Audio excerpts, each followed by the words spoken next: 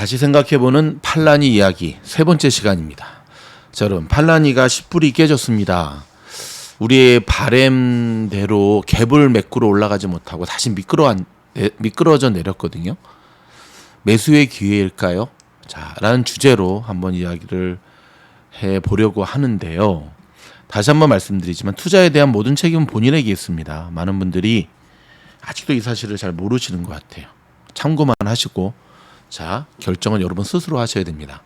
일단은 제목은 이렇습니다. 10불 깨진 팔라니 매수의 기회일까?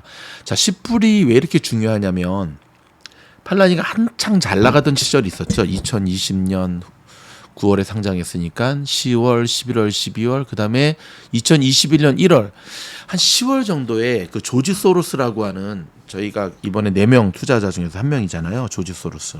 IMF 때 대한민국 했던 그 악마의 막 조지 소로스가 팔란티어의 지분을 빼는 일이 발생을 해요. 그것 때문에 그때 출렁이었죠. 근데 그 당시는 분위기 자체가 워낙 가는 분위기였기 때문에 개의치 않고 극복하고 가고 있었거든요. 그러다가 2021년 1월 정도였던 것 같아요. 시디뱅크에서 팔란티어에 대한 10불 리포트를 이게 하게 돼요. 팔란티어의 적정 주가는 10불이다. 근데 사실 그때 기억하시죠? 이 공매도 세력들이 팔란티어에 대한 그 시존 리포트도 내고 그때 이제 많은 이들이 10불 장난해?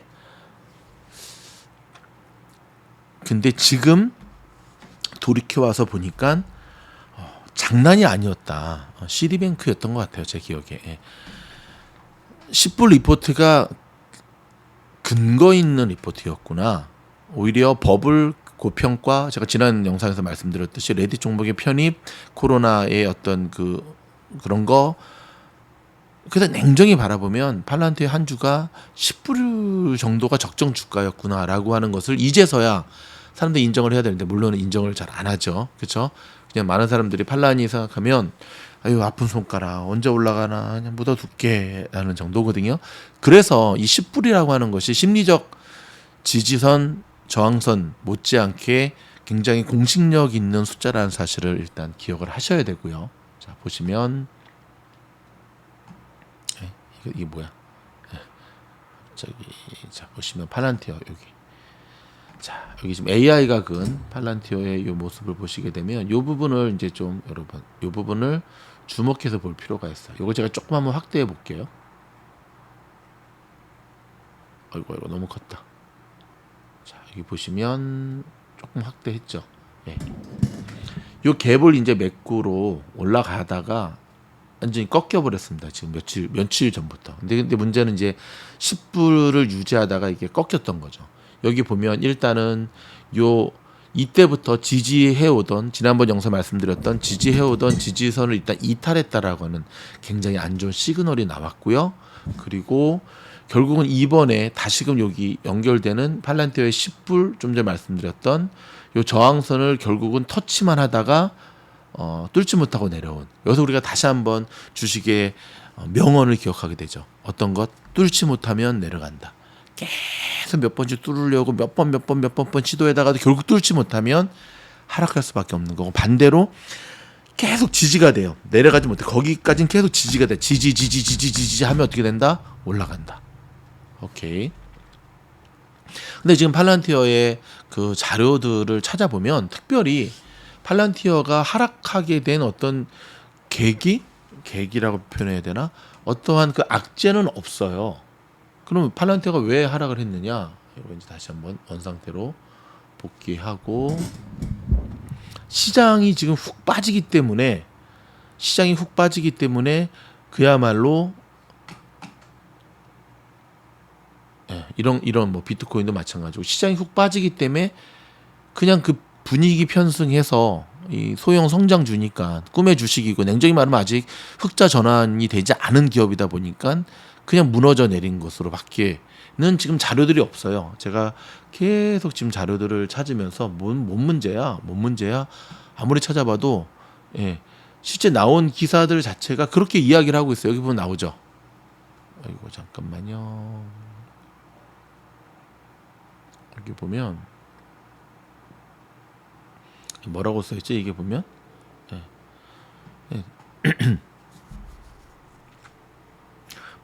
특별한 어떤 스페시픽한 뉴스가 없다는 거예요. 여기 세 종목이 뭐냐면 이제 알려드릴게요. 팔란티어 뭐 그다음 데이터독 그다음에 AI 이게 이제 같은 계열로 묶는 짝꿍 주식들이라고 하는 거거든요. 거기다 하나 더 추가하자면 이제 스노우플레이크가 되겠죠.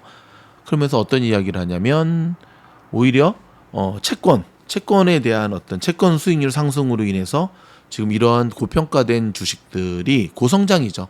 소형 성장주 고평가가 아니라 이제 꿈의 주식들이 오히려 지금 하락했다. 제가 방금 말씀드린 대로 시장이 이런 꿈의 주식들이 가지 못하는 상황 속에서 이게 하락했다라는 얘기를 하는 거죠.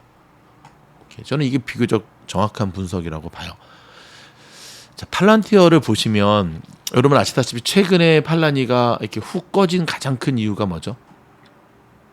개파락이 됐던 가장 큰 이유는 실적 미스였죠. 자, 어떤 실적 미스였죠? 예, 아시다시피 정부와의 계약건이 정부와의 계약건이 좀 지연되는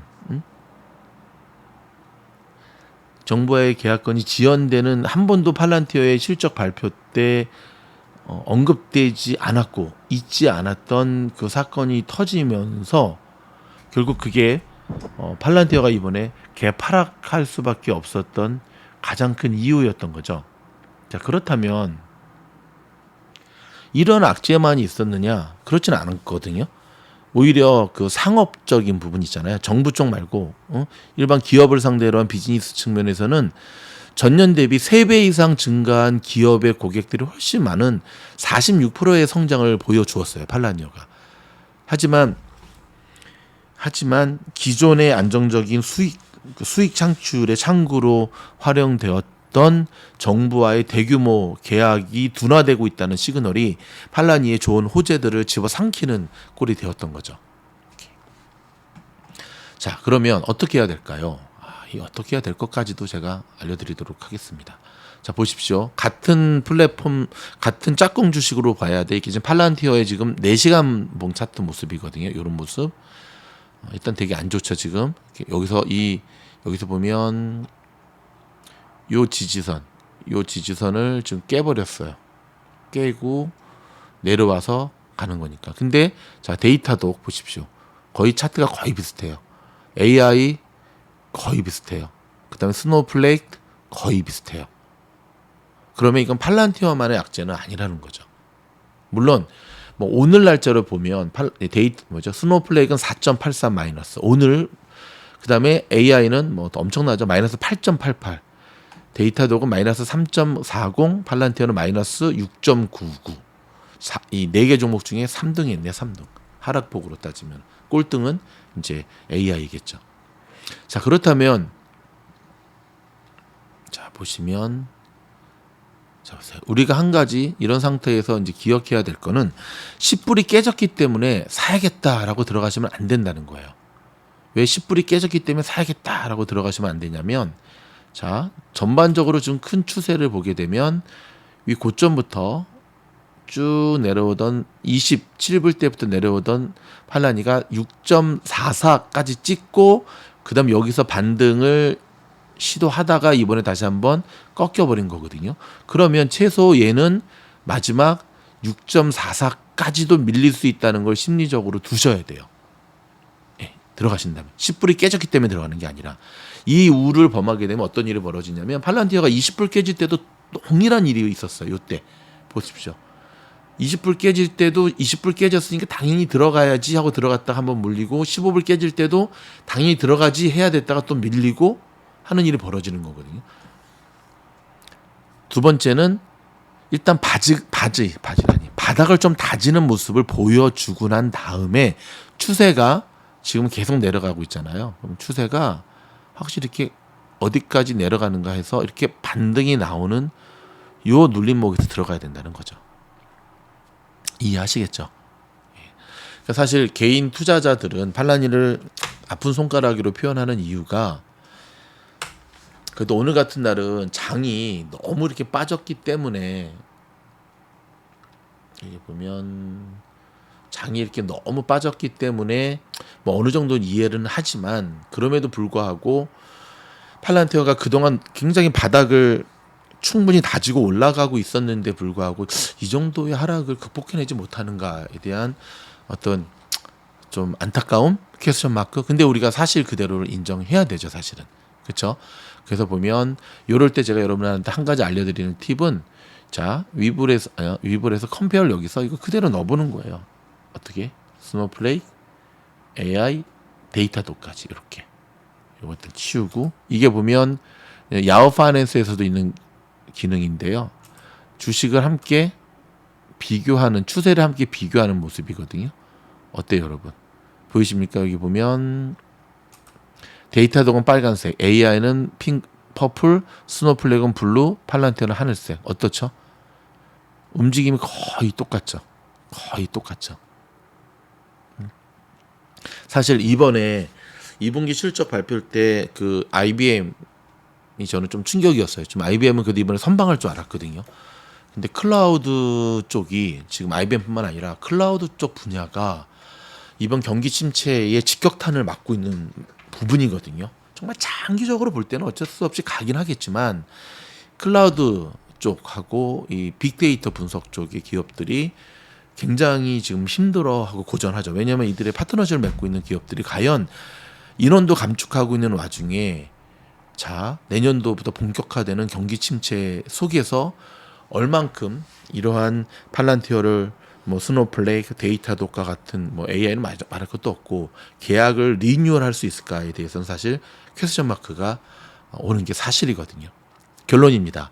바닥을 다지고 다시금 상승으로 전환하는 것을 보고 들어가셔라. 근데 이런 장기적인 기다림이 힘든 분들은 손절을 하시면서 리밸런싱 하시는 것이 차라리 나을 것 같다는 생각도 듭니다. 아셨죠?